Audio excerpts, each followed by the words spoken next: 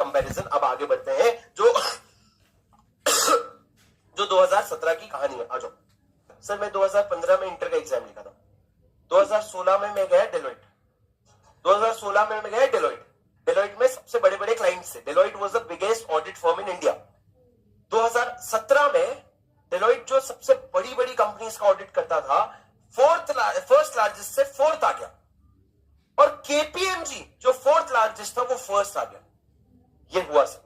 पर मजे की बात बताता हूं आपको, बहुत सारे क्लाइंट्स चले गए डेलोइट के, पर फिर भी जब डेलोइट का जनरल मीटिंग हुआ, मतलब जब डेलोइट अपने सारे स्टेक होल्डर्स को बुलाया, तो हम लोग आर्टिकल लोग को वहां भी बुलाते थे। चाय कौन देगा भाई?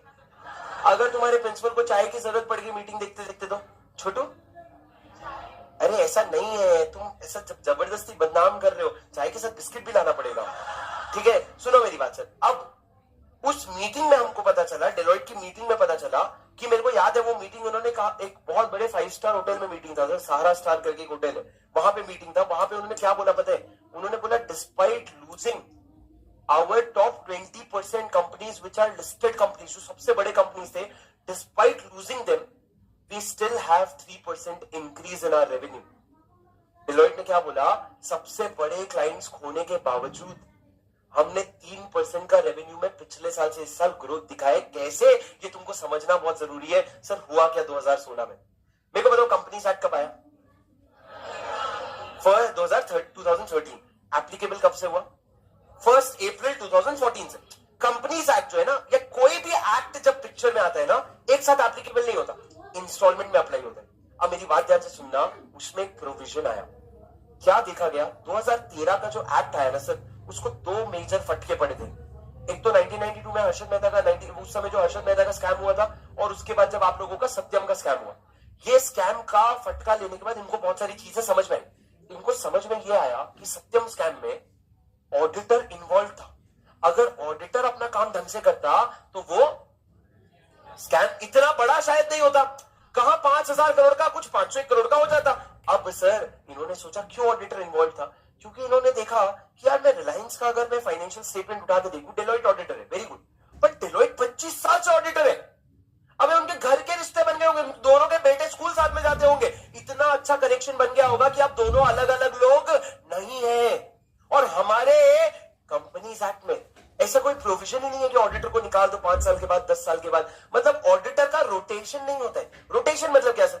अगर आज मैं मान लो क्लास का एक मॉनिटर रखूं और मैं बोलूं तू 15 दिन के मॉनिटर रहेगा, 15 दिन के बाद एक और मॉनिटर आएगा, तो ये होता है मॉनिटर का रोटेशन। अगर तुम उस मॉनिटर को पटा भी लो, दोस्ती भी कर लो, तो भी वो मॉनिटर तो 15 दिन बाद बदल जाएगा। सर ये काम तुमको कहां देखने मिलता है पता है? आसपास के बैंक्स में, गवर्नमेंट बैंक्स में, गवर्नमेंट ऑफिसेस में।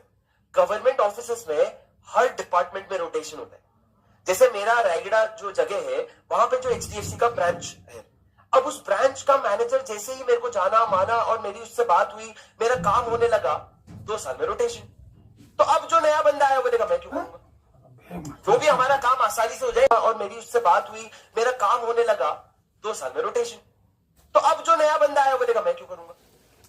जो भी हमारा काम आसानी से हो जाए, तो गवर्नमेंट कंपनीज में रोटेशन चलता है। तो इन्होंने बोला, हमको क्या करना है? ऑडिटर का रोटेशन। ऑडिटर का रोटेशन मतलब क्या? ऑडिटर का रोटेशन मतलब, तुम इस कुर्सी में इंडिविजुअल हो तो 5 साल बैठोगे, और अगर फर्म हो तो 10 साल बैठोगे। और एक बात बताऊं क्या, जब ये 5 साल और 10 साल की गिनती कर रहे हैं, तो हम आज से आपको फ्रेश 5 साल या फ्रेश 10 साल नहीं देंगे। आप जितने समय काम कर चुके हो ना, उसको गिनेंगे हम। तो सुनना, 2014 में, कब 2014 में एक्ट आया, और उसने क्या बोला? उसने बोला कि सुनो, आज से अगर तुम इंडिविजुअल हो तो 5 साल काम कर सकते हो, और अगर फर्म हो तो 10 साल काम कर सकते हो। हमने बोला ओके। तो ये मेरे को 10 साल नया देगा कि पुराना वाला काउंट करेगा? तो लॉ ने बोला पुराना वाला काउंट करूंगा। तो अब मेरे को एक बात बताओ, डेलोइट बेचारा रिलायंस का ऑडिट करता है, तुम अचानक से लॉ बनाओगे और 2014 को आके बोलोगे खत्म खत्म डेलोइट हो गया तेरा टेन्योर। अबे डेलोइट की भी बैंड बजेगी, साथ में कंपनी की भी तो बैंड बजेगी ना। एक ट्रांजिशन का टाइम तो दे। क्या वर्ड यूज किया सर मैंने? ट्रांजिशन। सर ट्रांजिशन का टाइम मतलब क्या? मतलब तूने अगर कोई चेंज इंप्लीमेंट करने बोला है, उसके लिए थोड़ा समय तो दे, स्ट्रैटेजी बनाएंगे, फिगर आउट करेंगे, चेंज करेंगे।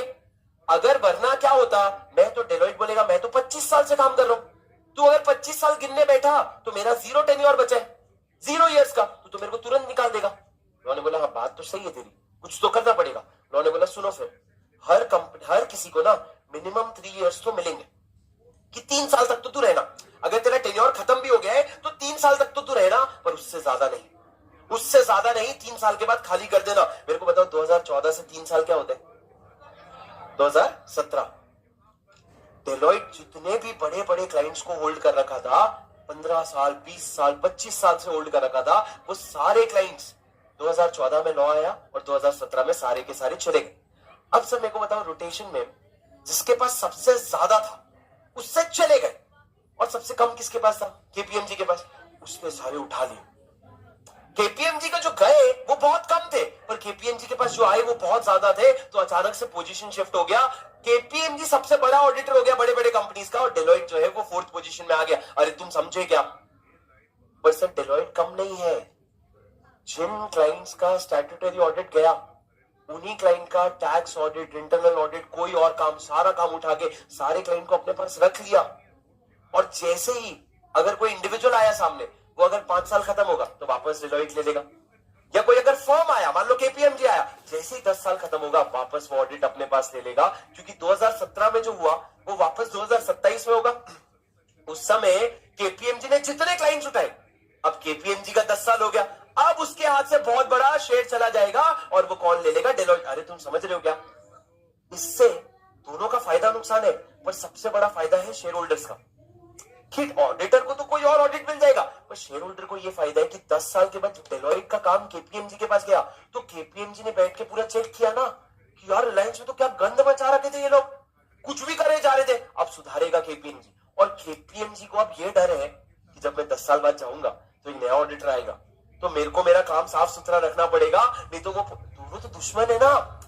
अगर डेलॉइट को केपीएमजी की कोई कमी मिल गई, वो तो चिल्ला चिल्ला के बोलेगा पिछले साल की गलती है, वो इस साल से ज्यादा अच्छा पिछले साल का ऑडिट करेगा। समझ रहे हो तुम? तो सर 2016-17 में ये हुआ। अब तुम थोड़ा सा ये समझो कि इन्होंने रोटेशन डिसाइड कैसे किया।